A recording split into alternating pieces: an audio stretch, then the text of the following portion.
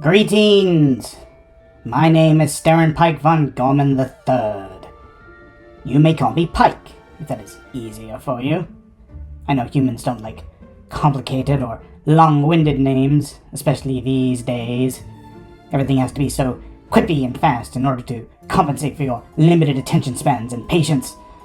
My kind has infinite patience, formed from living for millennia in underground caverns, waiting for the day we could have our revenge on mankind. For me, there is only one human I wish to have my revenge upon, the upstart prince who exiled me to your cursed realm. My plan for domination of his kingdom was nearly complete, until his royal highness conjured an interdimensional portal to dispose of me like a used tissue. The next thing I know, I'm roaming the rat-infested tunnels of New York City's subway system. I've been here for 3 months now. Not New York. I left that decrepit place after 2 days. At first I thought the prince had banished me to one of the 4 goblin hells of endless torment and sorrow. So much noise and commotion. I crawled into the backside of one of your horseless carriages and stayed there until the stench of urine wasn't so strong. I cannot for the life of me understand why people You're already being mean. I'm afraid I can't allow that. I don't care what you can allow. I'm going to use every power at my disposal to... You'll do no such thing. That's why I'm here. Allow me to introduce my companion. I prefer friend. We are not friends. I'll just keep saying it until you accept it. Allow me to introduce my friend. An irritating little ghostly rabbit that was forced upon me as a condition of my exile. All you have to do is prove you have a soul worth saving, and the curse is lifted. It's really not that hard. Where was I? Oh yes. I have since relocated to an undisclosed location somewhere in what you people call the United States of America. An oxymoron if I ever heard one. I thought there was disunity among the Goblin Kingdom.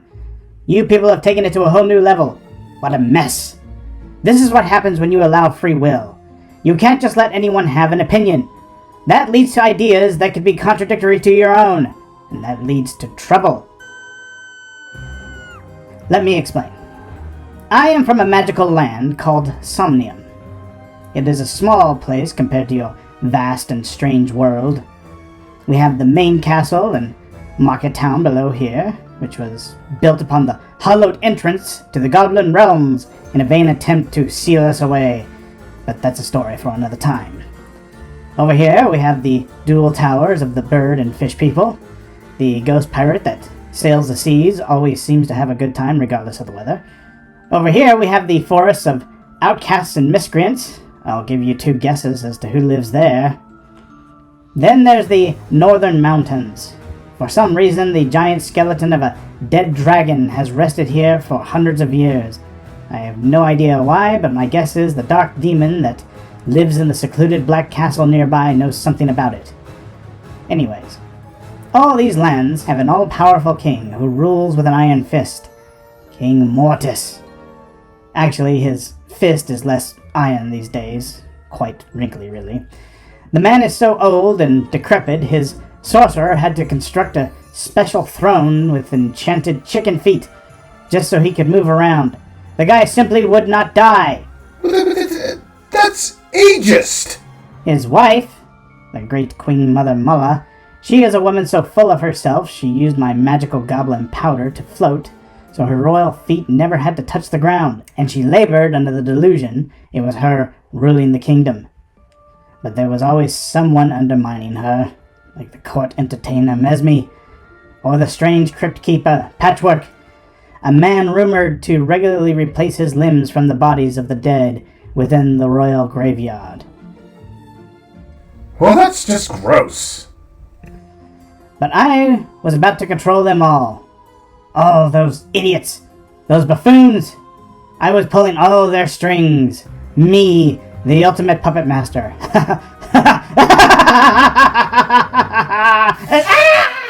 Alright, let's come back down to reality now.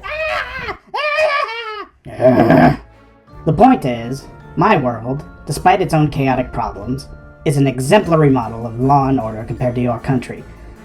So maybe it's a good thing I'm here. I've always had authoritarian tendencies, and you people are begging for it now. Okay, you really need to watch it now. I'm very good at planning, and patient. And now, I don't have Prince Wilder to worry about. Prince Wilder! That boy who had no desire to inherit his father's throne. All he wanted to do was run through the woods with that ghostly wolf of his. I was fine to let him do it, until he got in my way. And then, when I tried to turn him to stone, he joined forces with some strange girl and her pet dragon. I still don't know who she was or where she came from. Regardless, she helped him to retrieve the very tools he would use to banish me to your world. Not that my own kind did anything to help me, of course. I'll have my revenge on them too. What? Other goblins? Yes! You see, there's only one thing that usually unites goblins. Hatred for humans. But the problem is, we goblins are also very competitive creatures.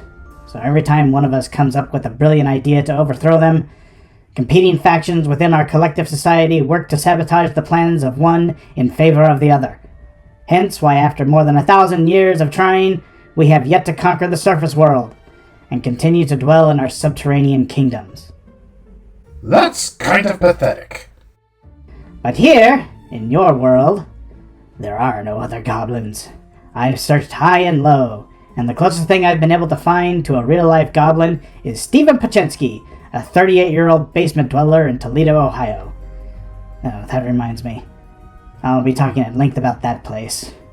Toledo, I mean. I honestly don't understand why you humans have allowed it to continue in its current state. Don't you normally put a dog down humanely when it's become too cruel to allow it to live? What's wrong with Toledo? How much time do you have? But I digress. I have done a bit of light reading on human history, and I'm fascinated, to say the least. You're a species filled with hate, envy, slothfulness, greed, gluttony, and paranoia. My kind of people, really. Yet somehow, many of you still manage to be... what's the word? Decent? I would say adequate. Give me a few years and maybe I'll upgrade them to decent. You're one to talk. In order to form a more proper opinion of humanity, I have enchanted this vintage scooter, and I will use it to drive all across the world now, learning about your history and various cultures. I must say, just from perusing some of your older texts, it seems you all used to dress much more fashionably, like me. But know this, my power comes from knowledge, power you humans could only dream about. And the more I learn about you, the more power I will gain, and then use that power to slowly, methodically, take over each and every one of your kingdoms, ruling you all with a stern hand and... No. Oh, shut up! You have to prove you have a soul. And how exactly do I do that? Well, you can start by apologizing to Toledo. It looks like Earth is stuck with me. Forever! I'm obviously a goblin who has a lot to say. And what better way to say it than on the internet? Specifically, with a YouTube channel. You may join me here in the coming weeks and months, where I will be conversing with your world, teaching you why everything you are doing as a species is wrong, and what I plan to do to fix it. This is...